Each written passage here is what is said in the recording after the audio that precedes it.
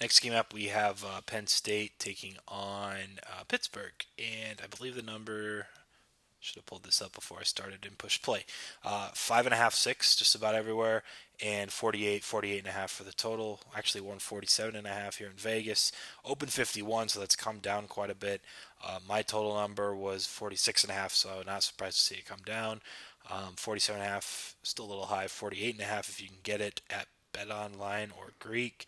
Uh, Everywhere else is 48 or 47.5, so you might still have a little bit of an edge there. As far as the side goes, my number is four and a half, 4.5. And so a 5.5 or 6 isn't going to be worth playing. But I did bet on Penn State last week, and it was a play that we did end up winning, thankfully, because we bet an earlier number and it actually panned out. Penn State was like 18.5 against Kent State at home, and it closed 23.5. So it was a pretty big move.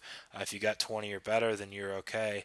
But they were kind of fortunate to cover that game, which I'm fine admitting. They not only needed to return an interception for a touchdown in that game just to kind of be up in the first place, but they had to score basically right at the end of the fourth quarter when they, I don't know if it was a 40 to 50 yard drive because Kent State went for it one final time. And a lot of times you'll see a team just run it 3 times and punt, or if they get a first down with a few minutes left, then they run it a few more times, and then essentially the clock runs out.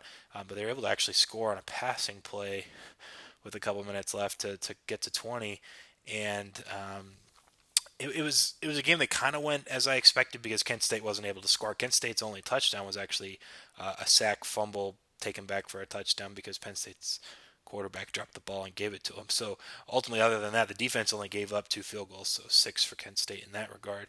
And the new offense, as far as bringing in the coach from Fordham, forgetting his name, but he's the offensive coordinator there at Penn State, wanted to run a little quicker up tempo. I know they really wanted to get their new quarterback some confidence. They were going to not try to run it up, but I mean they were going to try to really, get the offense flowing.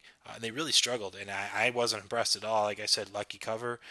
When you break down the numbers, I know that Kent State. I have them in front of me, and I don't mean to make people sit here and wait, but I wanted to pull up the game. They were only 75 yards better than Kent State, even though they won by 20, but they only outgained them by 70 yards, 75, and they only had 3 more first downs. They were just +2 in turnovers, and each team had 1 touchdown on defense, so that kind of canceled out. But I mean, this team outgained a pretty bad Kent State offense that only scored 2 field goals by 75 yards. I mean, that's atrocious. This Penn State team, I think, might actually just run away with this. And I haven't made a bet because the numbers say it's fine, and it's actually come down. And I think it's because most people's numbers are in the 3.5 to 4, 4.5 range.